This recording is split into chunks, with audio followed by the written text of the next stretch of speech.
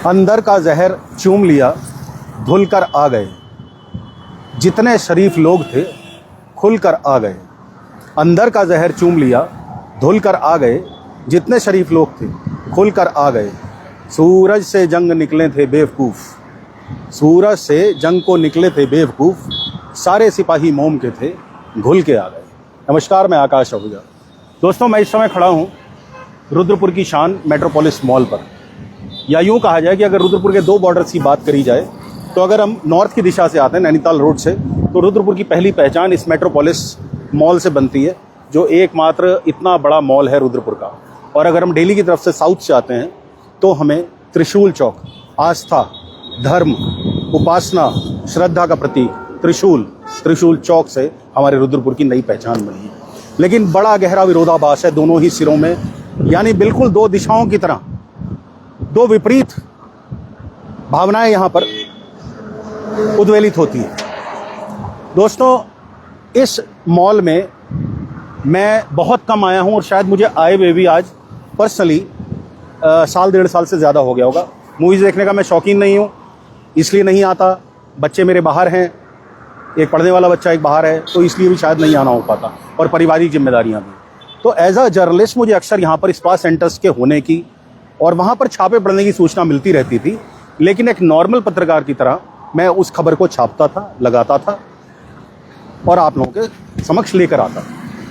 लेकिन कल एक ऐसी रिपोर्ट मेरे छोटे भाई राजीव चावला, जो कि पत्रकार हैं बड़े लंबे समय से रुद्रपुर में, उन्होंने एक स्टिंग ऑपरेशन के जरिए लगाई, जिसने ना सिर्फ मेरी आंखें खोल दी बल्कि मेरी आत्मा को झकझोर कर रख दिया। उन्होंने दिखाया कि कैसे इन स्पा सेंटर्स के नाम पर मजबूर महिलाओं से, कन्याओं से, युवतियों से, लड़कियों से जिस्म फरोशी के धंधे कराए जा रहे हैं। और अनेकों बार कार्रवाई हुई इन स्पा सेंटर्स पर। सबसे बड़े जो हैरानी की बात रही, ताज्जुब की बात रही, वो ये रही कि यहाँ पुलिस को कभी भी जिस्म फरोशी, शायद एक आध अवसर पर कभी हुआ हो तो हुआ हो, उसके अलावा कभी नहीं मिली। तो ये बड़ा चौंकाने वाला विषय था, चौंकाने वाला खुलासा था। मैंने राजीव को फ़ोन किया, उससे जानकारी एकत्र करी, और आज मेरी इच्छा हुई कि मैं यहाँ आकर आप और साथ ही आपकी वो सोई हुई चेतना को जागृत करने का प्रयास करूँ, जो इन मजबूर लड़कियों को, युवतियों को, महिलाओं को देखकर जागृत नहीं हो रही। दोस्तों, आपको याद होगा अंकिता भंडारी हत्याकांड। अंकिता भंडारी हत्याकांड एक ऐसा काला अध्याय उत्तराखंड देवभूमि के इतिहास में है जिसको शायद कभी कोई दोबारा, जिसकी पुनरावृत्ति होते नहीं देखना चाहेगा। उस हमारी बिटिया को, हमारी बहन को स्पेशल सर्विस के नाम पर प्रताड़ित किया गया ऋषिकेश में, रिजॉर्ट में, और ना मानने पर उसकी हत्या कर दी गई। चलो, वहाँ हम मान सकते हैं कि उस बच्ची की सहमति नहीं थी, और हो सकता है इन युवतियों की यहाँ सहमति होती हो, लेकिन आखिर किन कंडीशंस में, किन परिस्थितियों में ये युवतियाँ यहाँ आकर अपनी देह बेचने पर विवश हैं? क्या ये हम में से कभी किसी ने सोचा? किसी अन्य समुदाय के साथ अगर कोई हिंदू समुदाय की लड़की या किसी और समुदाय की लड़की भाग जाती है तो तमाम जनप्रतिनिधि, तमाम समाजसेवी दल, समाजसेवी जो संस्थाएं होती हैं, वो इकट्ठी हो जाती हैं और कल्प्रिट को सजा दिलाने की मांग करती हैं।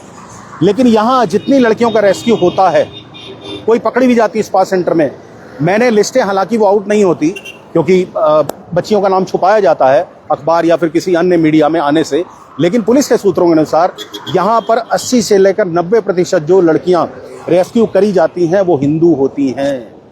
आखिर कहाँ जाती है हमारी अंतरात्मा की आवाज़, जब हमें पता है कि देश के तमाम हिस्सों से, विशेषकर नॉर्थ ईस्ट और पड़ोसी देश नेपाल, वहाँ से लाई गई हिंदू लड़कियों को यहाँ जबरदस्ती जिस्म फरोशी के धंधे पर बिठाया जाता है, जिसकी पुष्टि राजीव चावला का स्टिंग ऑपरेशन करता है।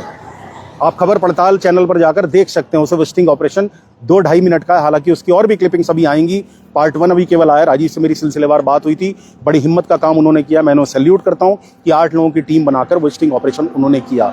और यहाँ पर एक पूरा फ्लोर, हालांकि मैं फिर से कह रहा हूँ, मैं ऊपर नहीं गया हूँ, मुझे नहीं पता, लेकिन जो मुझे जानकारी हासिल हुई है उसके अनुसार इस मॉल में पूरा फ्लोर सिर्फ स्पा सेंटर्स का है। आखिर ऐसा क्या एकदम से शरीरों में दर्द शुरू हो गए लोगों के कि उन्हें मैशोर्स चाहिए, वो भी फीमेल मैशोर्स, मतलब महिला मसाज करने वाली, मैशोर्स कहा जाता है उन्हें इंग्लिश में, वो चाहिए। रुद्रपुर में धनाढ्य लोगों की आमद इतनी ज़्यादा हो गई है, आंखें खुल गए हैं। मुझे कहने में कोई संकोच नहीं है इस समय, संकोच से ज़्यादा मुझे दर्द है। मुझे दर्द ये है कि आखिर क्या इन लड़कियों को रेस्क्यू कराने के लिए इन स्पा सेंटर्स के गोरख धंधे को बंद करने के लिए? क्या किसी जिहाद की आवश्यकता है? क्या हमें किसी ऐसे व्यक्ति को यहाँ पर कल्प्रिट बनाना पड़ेगा जिससे लोगों के दिलों में पहले से नफरत भरी हुई हो? तभी स्थानीय जनप्रतिनिधि भी उठेंगे और आवाज़ उठाएंगे। दूसरा सवाल मेरा पुलिस से भी है। एंटी ह्यूमन ट्रैफिकिंग यूनिट के नाम से एक डेडिकेटेड संस्था, एक डेडिकेटेड डिपार्टमेंट बनाया जाता है, यूनिट बनाई जाती है, जिसमें स्पेशल तौर पर महिलाओं को रेस्क्यू करना है, ह्यूमन ट्रैफिकिंग को रोकना है। और बड़े ताज्जुब वाली बात है कि एक ही महिला अधिकारी यहाँ से कहीं और जाती है, फिर वापस आके एंटी ह्यूमन ट्रैफिकिंग यूनिट की इंचार्ज बन जाती है। लेकिन उस महिला अधिकारी ने जितने भी छापे मारे हैं उसमें स्पा सेंटर्स में रजिस्टर्स में खामियां पाए जाने के अलावा कुछ गलत नहीं पाया गया। तो फिर ये राजीव चावला को कहां से वो महिलाएं मिल गईं जो यहां से स्पा सेंटर से जिस्म फरोशी का धंधा कर रही हैं? क्या हमारी भारतीय संस्कृति हमें यही सिखाती है दोस्तों? यत्र नार्यस्तु पूज्यन्ते तत्र रम्यन्ते देवता।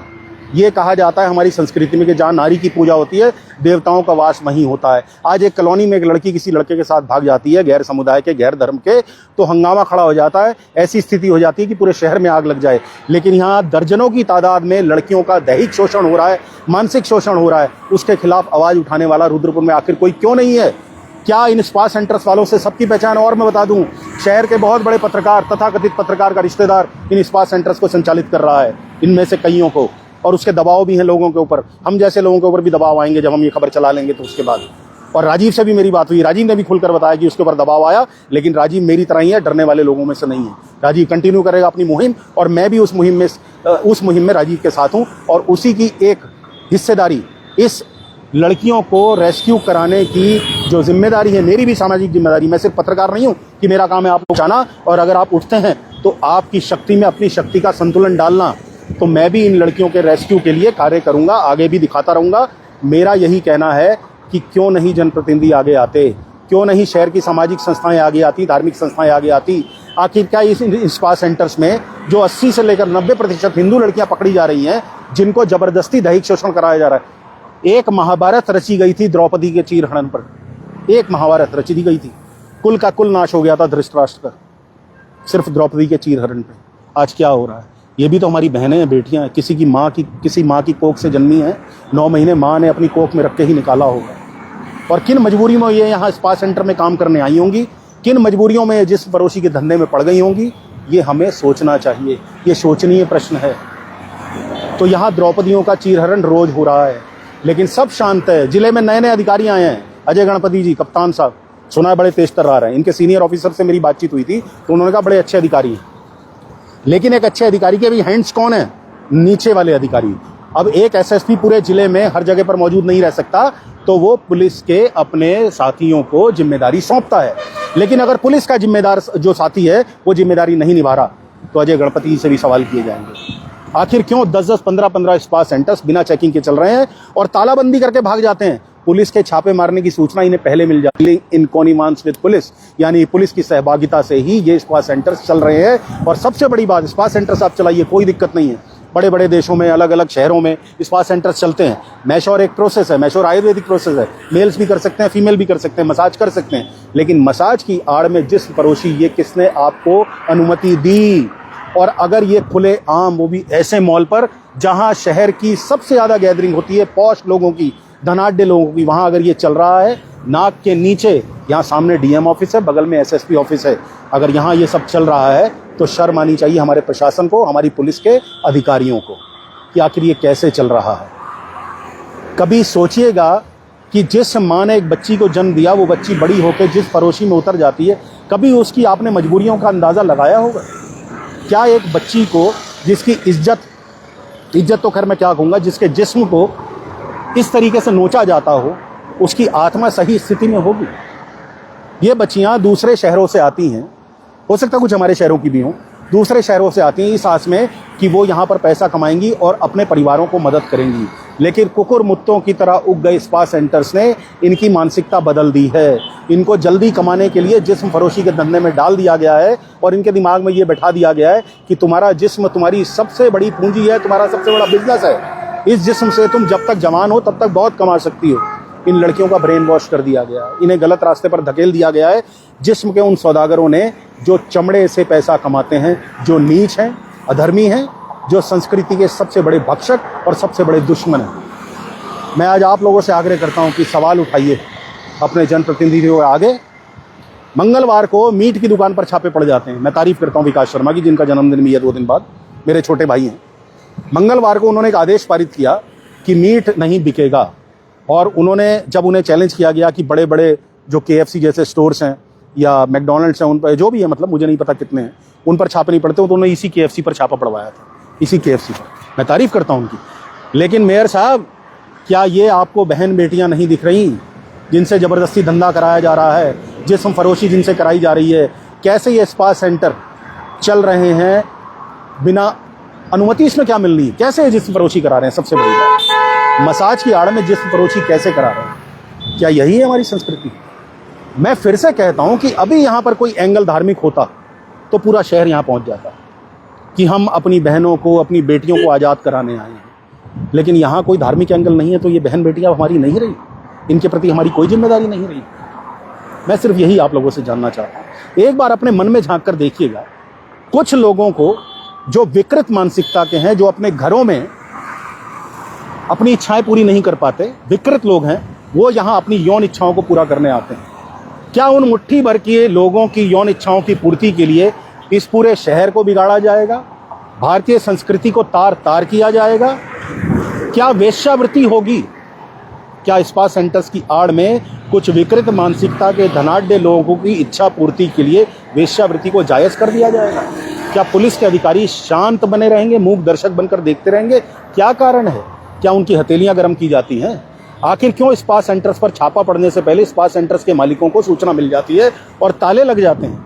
आखिर क्यों स्पा सेंटर्स की चेकिंग में सिर्फ रजिस्टर में खामियां पाई जाती हैं, या एक आध बार छोटी सी कार्रवाई करके कि 2 लड़कियां पकड़ी गई साहब, जिस फरोशी उनसे करवाई जा रही थी, उनका हमने रेस्क्यू कर लिया? जबकि मैं आपको चैलेंज करता हूं, आप राजीव का वीडियो देखो, यहाँ फरोशी ना होती हो, जिसमें मजबूर लड़कियों का दैहिक और मानसिक शोषण ना होता हो, तो आखिर इसकी आवाज़ कौन उठाएगा? क्या यहाँ पर वो कोई क्या होता है लव जिहाद, उस चीज़ को लाना पड़ेगा, तब कार्रवाई होगी? ये भी हमारी बच्चियां हैं, ये भी हमारी बहनें हैं, बेटियां हैं। हर भारतीय नारी पत्नी को छोड़कर माँ, बहन, बेटी ही होती है। पत्नी आपकी जीवन संगनी है, उसके साथ अपनी आपकी जो भी सांसारिक चीज़ें जुड़ी हुई हैं वो पूरी करिए, कोई मना नहीं। लेकिन ये तरीका गलत है, जहाँ बच्चियों को ज़बरदस्ती उनकी मजबूरी का, उनकी व्यवस्था का लाभ लेते हुए स्पा सेंटर में काम कराने के लिए लाया जाता है, लेकिन बदले में उनसे कराई जाती है जिस्म फरोशी। दोस्तों, मेरा दिल बड़ा आहत था और शायद मैं काफ़ी बोल भी चुका हूँ। मुझे ऐसा लगता है कि आप लोगों को आवाज़ ये उठानी चाहिए। मैं एक बार सोचिए जरा, उस अंकिता भंडारी के मन पर क्या बीती होगी जिसकी वजह से पूरे प्रदेश में आग लग गई, पूरा प्रदेश उद्वेलित हो उठा।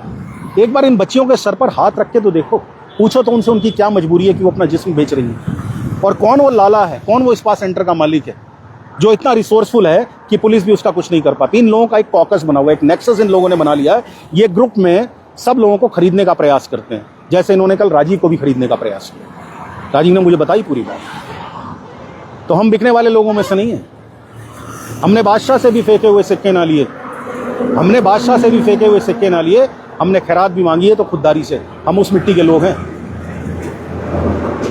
तो आप रुद्रपुर की जनता को ये समझना होगा कि एक कोने में तो त्रिशूल चौक हमारे बाबा महाकाल की पहचान, हमारे भोलेनाथ की पहचान, हमारी आस्था, हमारे धर्म, हमारी उपासना, हमारी श्रद्धा का प्रतीक, और दूसरी तरफ जिस मॉल को हम बड़ा विकास के एक सोपान के रूप में देखते थे, हम कहते थे रुद्रपुर में एक चीज़ आई है, आज वही गंदगी का अड्डा बनकर रह गया है। क्या आप अपनी माँ, बहन, बेटी के साथ जिस फ्लोर पर स्पा सेंटर्स खुले हुए हैं उनके साथ जा सकते हैं? वो जहाँ पे सिनेमा हॉल है वहाँ पर खूब रीलें बनाते हुए देखता हूँ मैं लोगों को। नीचे जो मार्केट है उसमें भी खूब रीलें बनाते देखता हूँ लोगों को, क्योंकि रील्स का कल्चर है आज देश में। प्रधानमंत्री भी कहते हैं कि रील से बच्चे पैसा कमा रहे हैं। लेकिन क्या आप में से कोई भी स्पा सेंटर के पास जाके रील बनाएगा? नहीं बनाएगा ना, क्योंकि आप लोगों को पता है यहाँ क्या गोरख धंधा चल रहा है। मेरी आंखें खुली और ये आंखें खुली रहेंगी जब तक इनके खिलाफ कार्रवाई नहीं होती। मैं देखता हूँ अगर आप लोगों के कुछ कमेंट्स हैं, और प्लीज़ एक रिक्वेस्ट और, मेरा बहुत छोटा सा पेज है, बहुत छोटा सा पेज है, आप शेयर करेंगे तो शहर की फिजा में नासूर का काम कर रहा ये स्पा सेंटर्स का कॉकस, ये नेक्सस दूर हो सकता है। आप इसे शेयर करिए, अपनी आवाज़ उठाइए कमेंट्स के जरिए, क्योंकि हमारी पोस्टों को जनप्रतिनिधि, समाज सेवी संस्थाएं, धार्मिक संस्थाएं सब देखते हैं और कमेंट्स को पढ़ते हैं। तो एक मैंडेट मिलता है उनको कि क्या पब्लिक का सेंटिमेंट है, पब्लिक का सेंटिमेंट क्या इन बच्चों को रेस्क्यू को कराने के लिए है या नहीं है। क्या उनको लगता है कि द्रौपदी के रूप में इन बच्चियों का चीरहरण रोज हो रहा है, यहाँ पर इनकी इज्जत का मान मर्दन, इनका मान मर्दन किया जा रहा है, इनकी इज्जत लूटी जा रही है, यहाँ पर इनकी मजबूरियों का नाजायज़ लाभ उठाया जा रहा है। तो प्लीज़ इस पोस्ट को शेयर ज़रूर करिएगा। मैं देखता हूँ अगर आपके कुछ कमेंट्स हैं तो ज़रूर लेने का प्रयास करूँगा, नहीं तो रैप करूँगा और फिर कंटिन्यू करूँगा। राजीव के साथ मिलकर कोशिश करूँगा क्योंकि उसके पास एविडेंस है के लिए है या नहीं है। दोस्तों मेरी रिक्वेस्ट यही है कि प्लीज़ इसे शेयर करिए। मोहित मिश्रा, सब जगह महीना जाता होगा, हो सकता है, पैसे मंथली दिए जाते हैं। सुरेंद्र मंडल जी लिख रहे हैं। अमित अरोरा, बड़े भैया पूरे शहर में स्पार सेंटर चल रहे हैं, पूरे उत्तराखंड में चल रहे हैं, सब प्रशासन की मिलीभगत से चल रहे हैं। चिराग कालाड़ा लिख रहे हैं, मैंने ज्ञापन दिया था नगर निगम क्षेत्र में स्पा सेंटर बंद होने चाहिए। चिराग जी धन्यवाद आपका, लेकिन सिर्फ ज्ञापन देने से कुछ नहीं होगा। ऐसे ज्ञापन फाइलों की जो लॉग होता है ना, पूरा पाइलअप होकर धूल फाँकते रहते हैं। आपको कुछ लोगों के साथ मिलकर आवाज़ उठानी पड़ेगी। हम आपके साथ हैं। अगर आप ऐसी कोई आंदोलन की रणनीति तैयार करते हैं तो हम आपके साथ हैं, पूरे तरीके से तन मन से आपके साथ हैं। बब्बू मान लिख रहे हैं, आकाश भाई प्रशासन पुलिस सब मरता है, मरे कोई किसी को मतलब नहीं, बस चोरों को पैसा चाहिए। मुझे यही लगता है क्योंकि इतना बड़ा काम, मैं कहता हूं कि पुलिस अगर सजग हो तो एक मंदिर के बाहर से चप्पल भी चोरी नहीं हो सकती। तो पुलिस की नाक के नीचे दर्जनों स्पा सेंटर, एक बार मोंटी जूम करके दिखाना जरा, ये देखिए यहाँ से डीएम कार्यालय की हद शुरू होती है। ये देखिए यहाँ बगल में डिस्ट्रिक्ट वो है sessions court, sessions and district court, और इसके बगल में एसएसपी ऑफिस है। इन सब की नाक के नीचे एक रोड पार करके दर्जन भर से अधिक स्पा सेंटर मजबूर लड़कियों से जिस फरोशी करा रहे हैं, लेकिन किसी को नहीं दिख रहा, ये संभव नहीं। जिस पुलिस की नज़रों से कुछ नहीं बच सकता, इतने स्पा सेंटर्स उनकी नज़र से बचे हैं। और अजय गणपति जी 2018 बैच IPS, सुना बड़े अच्छे अधिकारी हैं। मैंने जैसा पहले बताया कि इनके सीनियर कई अधिकारियों से मेरी बात हुई जो अच्छे लेवल्स पर है, इनसे काफ़ी सीनियर है। उन्होंने ये कहा कि अच्छे अधिकारी हैं, लेकिन इनकी अच्छाई पर, इनकी कर्तव्य निष्ठा पर, इनकी कार्यशैली पर प्रश्न चिन्ह लगेगा अगर स्पा सेंटर ऐसे कुकुर मुत्तों की तरह उगते भी रहेंगे, चलते भी रहेंगे और बंद नहीं होंगे। तो अजय गणपति जी की भी कार्यशैली पर प्रश्न चिन्ह लगेगा।